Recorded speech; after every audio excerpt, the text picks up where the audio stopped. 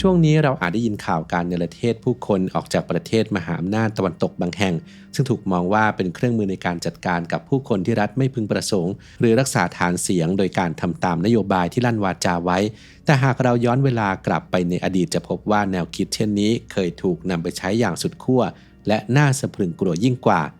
ในปี 1933 ณ ดินแดนไซบีเรียอันห่างไกลท่ามกลางสภาพอากาศอันหนาวเหน็บเกาะเล็กๆแห่งหนึ่งนามว่านาซินสกีได้ถูกจารึกไว้ในหน้าประวัติศาสตร์อันมืดมนที่สุดของสหภาพโซเวียตในฐานะสถานที่ที่ถูกขนานนามว่าเกาะกินคนในคลิปนี้อับดุลเททูบจะพาทุกคนย้อนรอยไปสู่โศกนาฏกรรมที่เคยถูกปิดบังจากสายตาชาวโลกนานถึง55 ปีเรื่องราวของผู้คนกว่า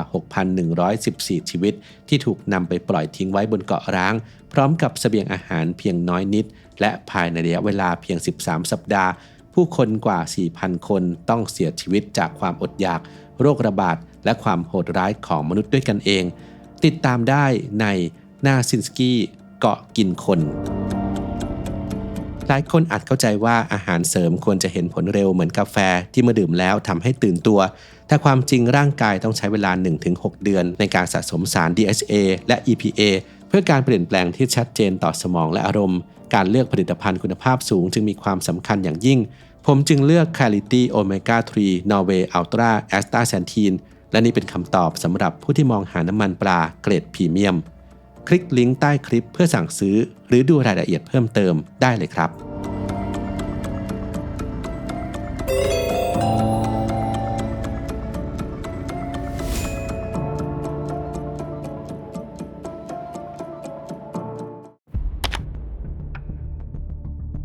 โศกนาฏกรรมบนเกาะนาซินสกีมีจุดเริ่มต้นจากนโยบายการเนรเทศพิเศษของโจเซฟ สตาลินผู้นำสหภาพโซเวียตในขณะนั้นซึ่งเป็นส่วนหนึ่งของแผนการปฏิรูปสังคมครั้งใหญ่นโยบายดังกล่าวมีวัตถุประสงค์หลัก2ประการคือการกำจัดกลุ่มคนที่รัฐบาลเรียกว่าองค์ประกอบที่ไม่พึงปรารถนาออกไปจากสังคมเมืองควบคู่ไปกับการใช้แรงงานทาสเพื่อบุกเบิกดินแดนรกร้างโดยเป้าหมายหลักคือกลุ่มคนที่ถูกตีตราว่าเป็นคูลักหรือชาวนาผู้มีฐานะซึ่งถูกมองว่าเป็นศัตรูของระบอบคอมมิวนิสต์ความน่าสะพรึงกลัวของนโยบายนี้อยู่ที่คำจำกัดความของคูลักซึ่งมีความคลุมเครืออย่างยิ่งเพียงแค่เคยจ้างแรงงานเป็นเจ้าของโรงสีหรือมีรายได้จากการไม่ใช้แรงงานของตนเองก็อาจถูกจับกุมได้ในทันทีในทางปฏิบัติหลายคนถูกจับกุมด้วยเหตุผลเพียงเล็กน้อยเช่นการขายธัญพืชในตลาดหรือแม้กระทั่งการประกอบพิธีกรรมทางศาสนาการกวาดล้างครั้งใหญ่นี้จึงส่งผลกระทบเป็นวงกว้างไม่เพียงแต่ชาวนาแต่ยังรวมถึงปัญญาชนพ่อค้านักบวชและใครก็ตามที่ถูกมองว่าเป็นภัยต่อระบอบการปกครองเดือนพฤษภาคมปี 1933 ผู้คนจำนวน 6,114 คนถูกลำเลียงขึ้นสู่เกาะนาซินสกีภายใต้ปฏิบัติการกวาดล้างของตำรวจลับ OGPU คนส่วนใหญ่ถูกจับกุมมายังเมืองใหญ่อย่างมอสโกและเลนินกราดด้วยความผิดเล็กน้อยอย่างการไม่มีใบผ่านแดนภายในซึ่งเป็นเอกสารควบคุมการเคลื่อนย้ายของประชากรการเดินทางนั้นเป็นการเดินทางที่เลวร้ายไม่ต่างจากชะตากรรมที่รอพวกเขาอยู่เบื้องหน้าทุกคนถูกอัดแน่นอยู่ภายในตู้รถไฟอันสกปรกและได้รับขนมปังเพียงวันละ300 กรัมภาวะความรุนแรงภายในตู้โดยสารส่งผลให้หลายคนไม่ได้รับอาหารหลังจากนั้นพวกเขาถูกย้ายลงเรือบรรทุกสินค้าที่แออัดยัดเยียดเป็นเวลาอีก2 สัปดาห์โดยถูกลดอาหารเหลือเพียงวันละ200 กรัมสภาพความเป็นอยู่ที่ย่ำแย่ทำให้มีผู้เสียชีวิตไป27 คนแต่ก็อาจนับเป็นความโชคดีได้เลยเมื่อเทียบกับชะตากรรมที่รออยู่เบื้องหน้า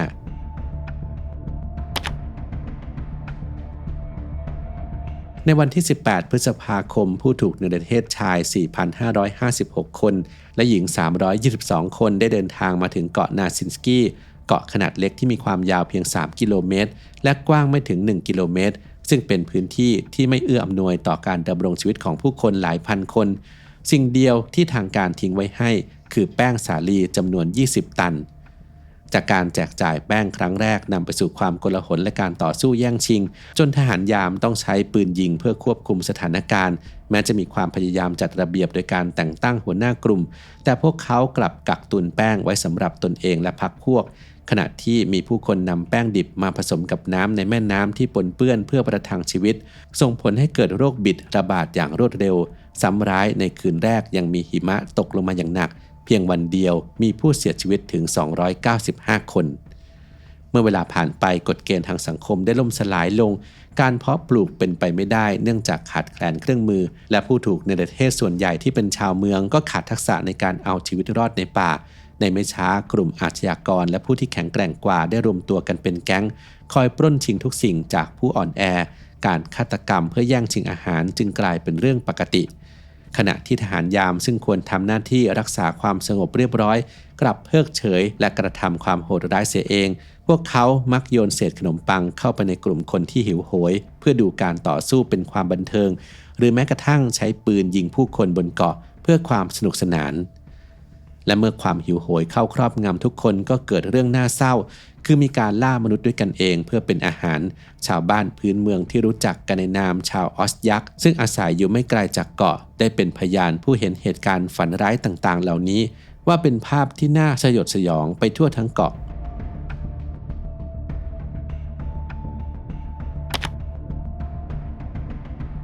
วาซิลีเวลิสโกครูใหญ่และสมาชิกพรรคคอมมิวนิสต์ในท้องถิ่นได้ยินข่าวลืออันน่าสะพรึงกลัวเขาจึงตัดสินใจเดินทางไปสืบสวนความจริงด้วยตนเองในเดือนสิงหาคมภาพที่เขาได้พบเปรียบเสมือนนรกบนดินเวลิสโกได้รวบรวมข้อมูลจากการสัมภาษณ์ชาวบ้านและผู้รอดชีวิตและส่งรายงานความยาว11หน้ากระดาษไปยังมอสโกรายงานของเขาระบุตัวเลขที่น่าตกใจว่าจากผู้ถูกในประเทศ 6,114 คนมีผู้เสียชีวิตอย่างน้อย27คนระหว่างการเดินทางและในวันแรกที่มาถึงมีการฝังศพมากถึง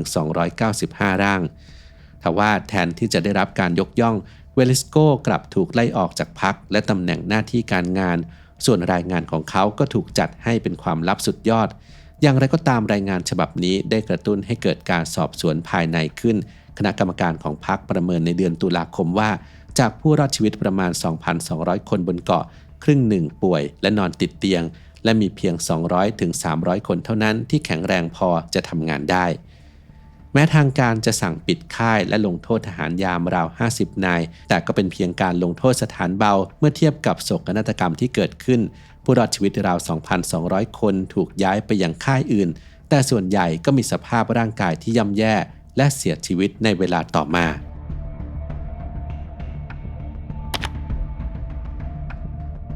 ความจริงเกี่ยวกับเกาะนาซินสกี้ถูกเก็บงำไว้นานกว่าครึ่งศตวรรษจนกระทั่งในปี 1988 ภายใต้นโยบายกลาสโนที่เปิดกว้างทางการเมืองมากขึ้นองค์กรสิทธิมนุษยชน Russian Memorial Society ได้เริ่มการสืบสวนอย่างจริงจังและนำเรื่องราวนี้มาเปิดเผยต่อสาธารณชนในปี 1994 และได้รับความสนใจอย่างกว้างขวางในปี 2002ปัจจุบันมีการสร้างไม้กางเขนขึ้นบนเกาะเพื่ออุทิศแด่ดวงวิญญาณของผู้เสียชีวิตโดยแผ่นป้ายหนึ่งจารึกข้อความว่าแด่เหยื่อของการปราบปรามทางการเมือง1933ถึง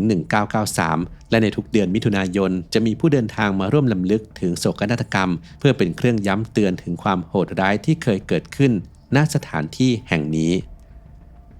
เรื่องราวของเกาะนาซินสกี้ก็เป็นเหมือนกระจกสะท้อนความเปราะบางของอารยธรรมที่สามารถพังทลายลงได้ในพริบตาเมื่อศักดิ์ศรีความเป็นมนุษย์ถูกย่ำยีโดยอำนาจเผด็จการอันไร้การตรวจสอบ